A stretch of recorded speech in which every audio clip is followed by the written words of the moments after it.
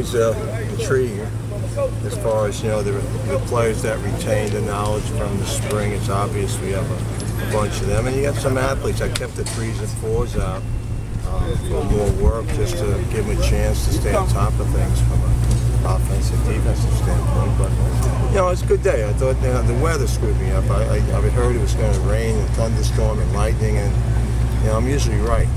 I was going to go on the field, I should have did it. But, I went to go out, it was pouring rain in Vito, so what can you do? Would you feel like a little pain in the knee? No, the Thor guard went off, and that goes off this lightning within 5 miles, so everybody has to clear the field.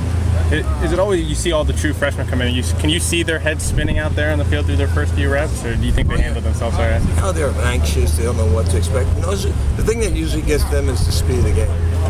Everything's so much quicker. Everybody can run and stuff. But you'll see them Friday, Saturday. You'll see. That's when really you see the ones that can help you out when you put pads on. And now you add contact speed to what they know. Then you really find out the freshmen that are going to help. It'll be tough for a freshman to help us out this year with the people back. But you're always looking. The skilled area has the best opportunity. When you look at the moment from Blake first got on campus to now, how do you assess his development? Well, I think he's done a great job of self-improvement. He really does. He takes coaching very well. He goes on the field with a coach-me-coach attitude, and I think he learns. He listens. He doesn't do a lot of talking. The old saying, you have 2 ears and 1 mouth for a reason. Listen twice as much as talk. And he's not a loud guy, but there's no question he has the respect of the team in the huddle, which is what I look at, fieldmanship. So, again, when you can throw from a 3-cut from the one hash to the other, I was just talking to Dick Nunes, that's could be sometimes a 50-yard throw and stuff, and you can get it out there. That puts a lot of pressure on defense. He took over to run Skelly's this offseason. And you talked about having a whole year with that wide receiver group. Could you see that connection already on this first day? Everybody's back from last year's team except one kid that touched the ball on offense, Latavius Murray. Everybody else that had some production while is back, and we got to use the wide receivers. There's no question. I would say for the years I've been here, we've always been a pretty decent run football team. I think this combination, run and pass, is the best we've had since I've been here. But we got a lot of learning to do and a lot of growing up to do in those areas. But we have the opportunity to be a pretty solid, very solid offense. Really do. What does that do for the secondary, challenging them with that group of receivers? Well, I think it's great that they can line up, play against some good players, and it's hard because I'm yelling shadow, don't touch the guys. You're trying to avoid injuries and stuff early. But I think when you put the pads on, you'll see you can close on the ball. And I always look at contact speed. I don't worry about speed because a lot of guys run 4.5, they hit you at 4.9. You can't win with those guys. You always watch for that back leg come through, and that's contact speed. And that's what I look at when I'm checking them on film or even recruiting.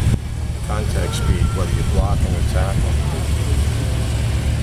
When you look at a guy like Blake, he kind of stands out this year. He's kind of almost one of the top quarterbacks in the state. Why is that possible? How does he?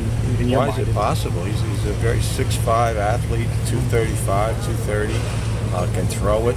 It's not just this state. There's a lot of states he's probably the top quarterback in, but I think he's and plus I think he's a quick learner. I think that's what he does. He doesn't panic, and he has the one ingredient you really can't coach, and that's he can take a bad play and make a good play out of it. That's what you look for in a quarterback.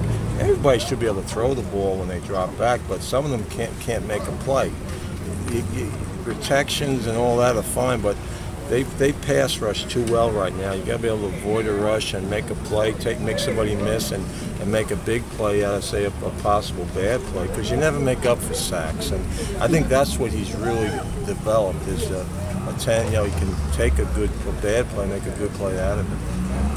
Looking at Bortles coming out of high school, are you surprised maybe he wasn't recruited as much? I know there was another Oviedo quarterback got a lot more attention than he did.